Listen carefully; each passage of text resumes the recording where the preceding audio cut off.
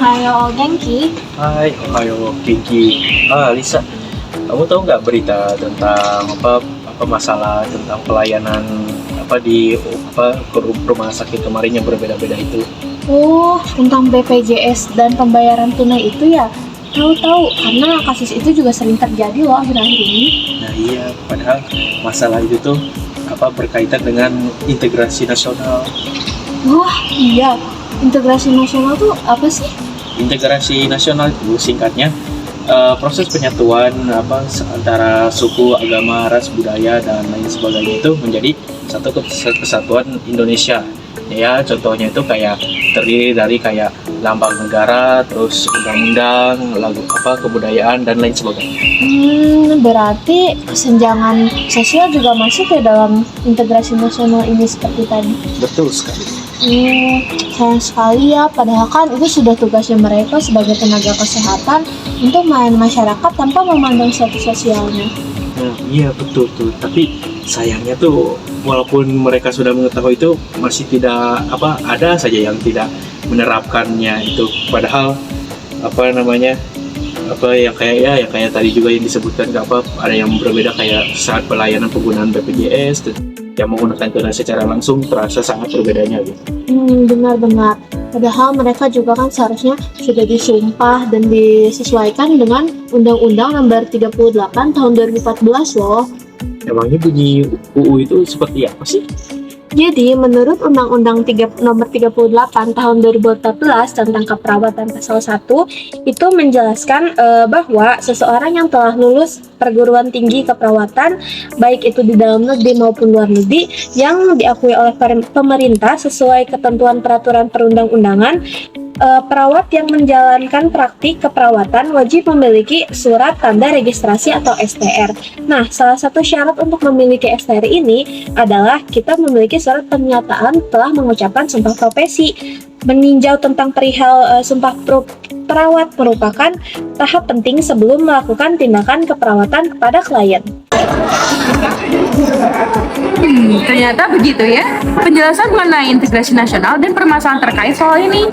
Betul banget, ternyata sampai sekarang masih sering terjadi dan bisa jadi terjadi di sekitar kita. Betul, tapi menurut kamu gimana ya pendapat atau pandangan dari seseorang yang bergerak di bidang yang sama? Jadi penasaran gimana kalau kita wawancara mereka? Boleh, yuk. Kenalin, aku Rizika Lesiartono. Aku dari Fakultas Kedokteran, jurusannya kedokteran dari UPI angkatan 23 juga.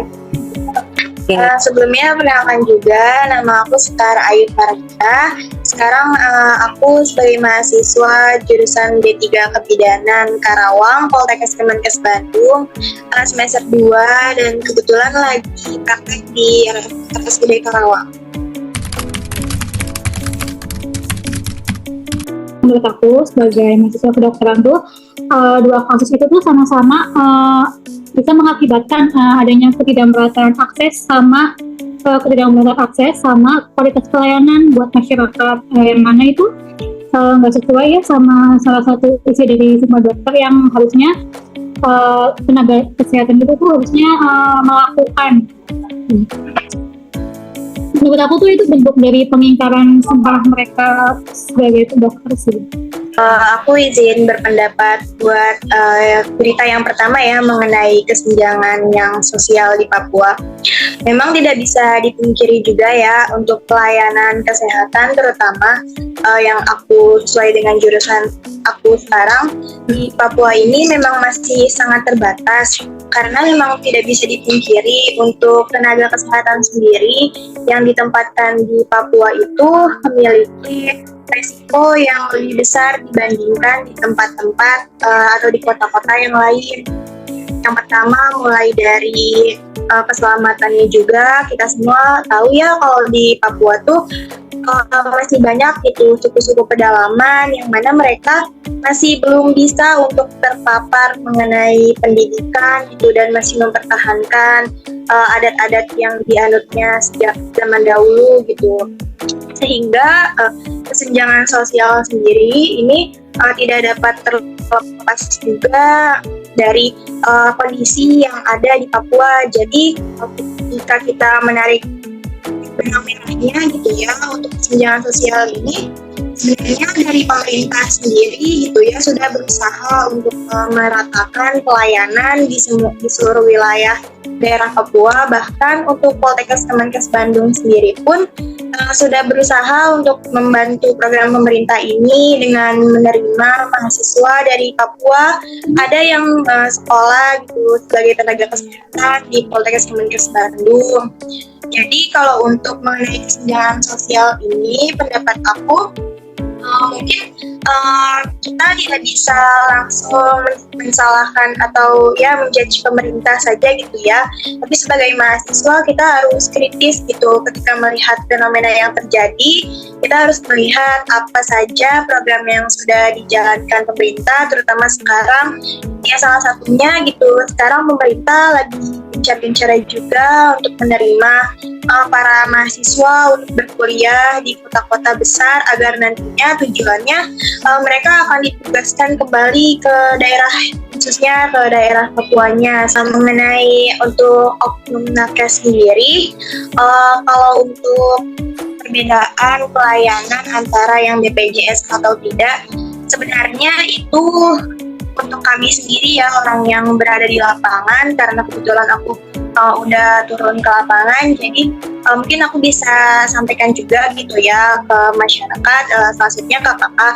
Kalau misalnya untuk pelayanan BPJS atau tidak BPJS ini, sebenarnya dari kami tenaga kesehatan itu tidak memandang atau menitik beratkan melalui pembayaran apa pasien ini membayar pengobatannya.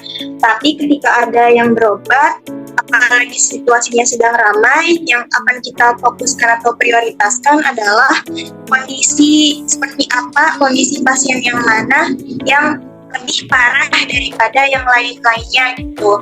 Jadi mungkin terkesannya oleh masyarakat umum itu bahwa kami membedakan gitu antara pengobatan yang BPJS dengan yang tidak BPJS, padahal ketika sedang antriannya ramai gitu ya, yang kami perhatikan adalah kondisi pasien mana yang sudah sangat darurat untuk dilayani dengan yang masih bisa untuk ditahan dulu gitu ya, ditaruh yang nanti dulu. Tapi sebenarnya kalaupun kita mau menarik benang merahnya mengenai pelayanan nakes yang berbeda gitu ya antara BPJS dan tidak BPJS, itu kita juga bisa memperhatikan gitu ya, kalau di lapangan itu antara jumlah pasien dengan tenaga kesehatannya itu berbeda ya, kayak justru tenaga kesehatannya itu justru lebih sedikit dibanding pasiennya. Bahkan di RSUD juga gitu ya, saya waktu dinas itu memang satu ruangan dengan 31 pasien, itu perawat tuh hanya ada 3 yang bertugas. Jadi ya mungkin sebagai masyarakat kita pasti maunya pelayanan kesehatan yang berkualitas, tapi hal ini memang jadi bukan yang berat juga untuk tenaga kesehatan, karena yang pertama jumlah kami dengan pasien yang ada ini tidak balance gitu, tidak seimbang.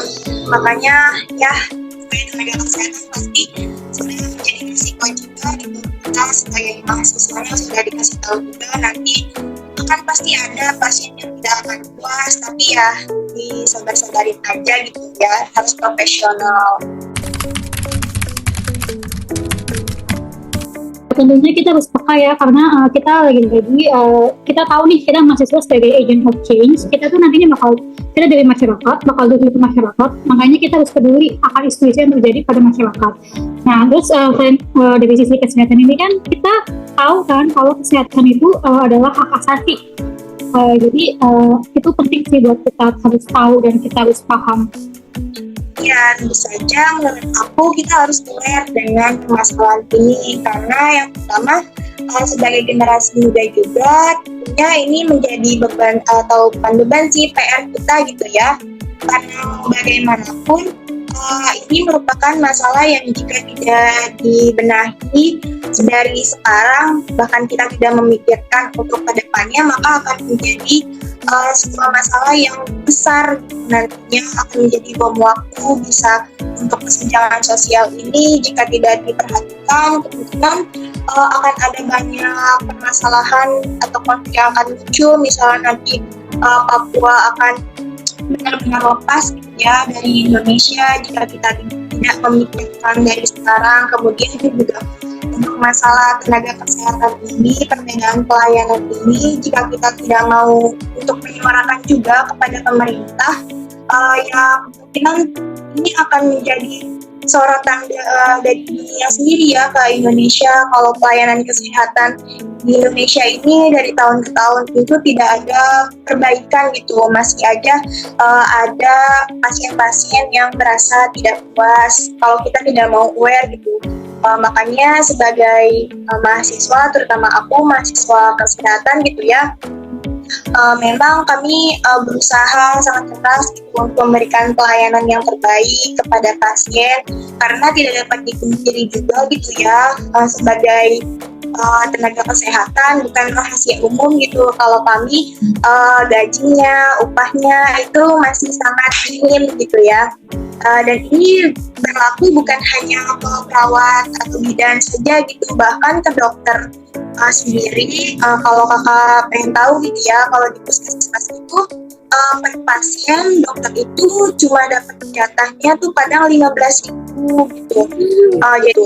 Makanya hal ini kan sangat tidak sebanding dengan biaya kuliah kami gitu ya, yang bisa dibilang lumayan gitu ya, lumayan mahal. Makanya tenaga kesehatan sendiri sebagai manusia biasa gitu, mungkin dampaknya pelayanan pastinya ada yang judes gitu ya, tapi dari lubuk hati kami, kalaupun kami tidak lagi sedang capek atau ya seperti itu, pasti kami berusaha memberikan pelayanan yang terbaik. Dia tuh harus tahu dulu nih penyebabnya apa. Jadi segala sesuatu itu untuk preventionnya itu kan dari hulu ke hilir. Kalau dari hulu itu kita punya yang namanya pemerintah. Jadi pemerintah ini punya peran penting nih buat regulasi kesehatan di Indonesia. Menurut aku, pertama dari yang Papua dulu. Yang menurut aku, kenapa sih daerah Papua itu fasilitas kesehatannya kurang gitu? Yang pertama, bisa kita tahu kalau Indonesia ini kan dia negaranya kepulauan.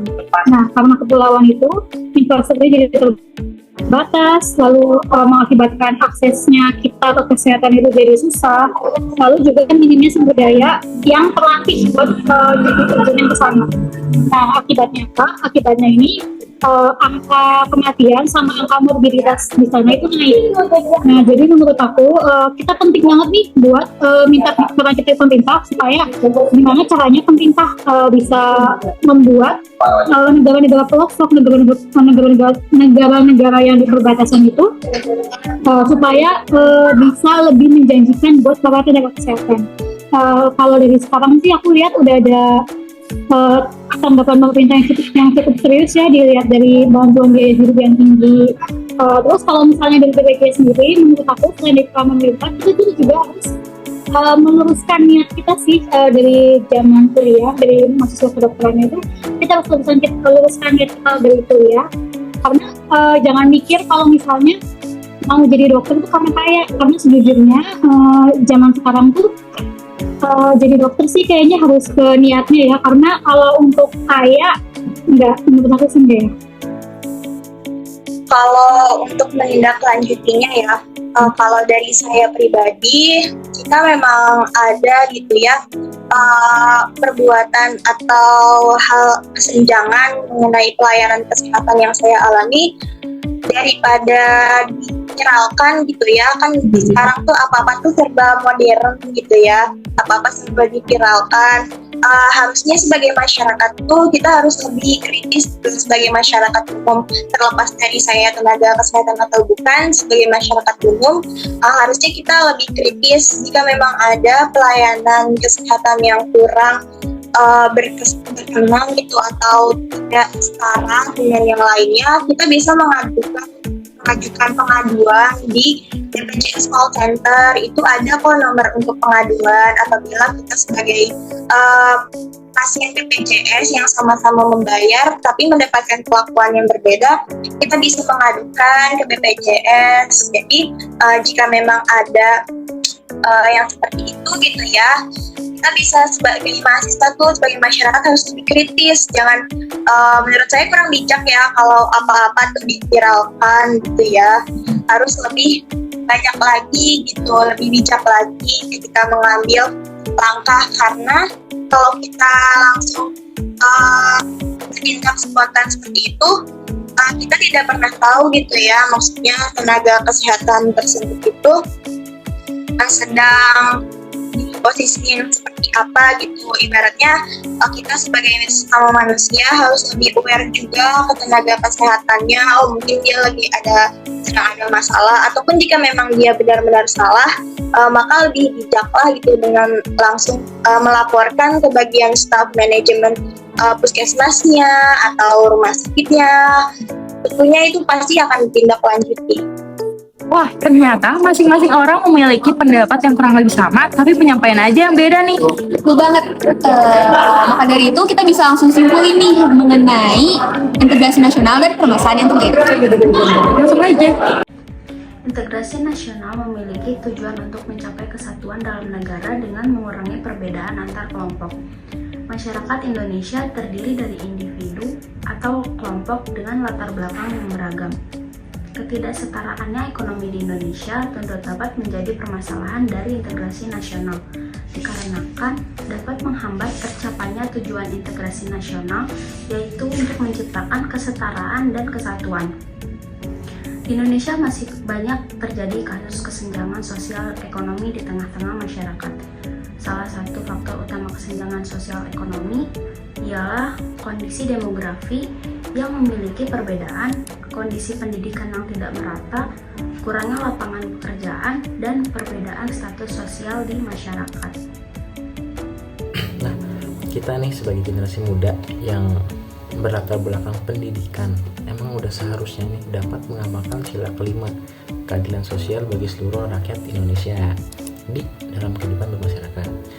Kita juga yang udah sepatutnya nih memberikan pandangan kepada seluruh masyarakat Indonesia nih, bahwa emang setiap masyarakat di Indonesia ini udah seharusnya gitu mendapatkan perhatian atau keadilan yang sama rata, terutama dalam masalah kesehatan ya. Karena udah seharusnya juga nih tenaga kesehatan di Indonesia ya tidak lagi membeda-bedakan status sosial pasien yang pakai BPJS atau yang enggak menggunakan BPJS. Karena ini bukan lagi hanya soal keadilan, tapi tentang seseorang yang membutuhkan tenaga kerja kesehatan kan. Nah, dari itu nih kita memang mesti lebih bijak lagi dalam pengambilan keputusan yang menyangkut masalah ketimpangan sosial ekonomi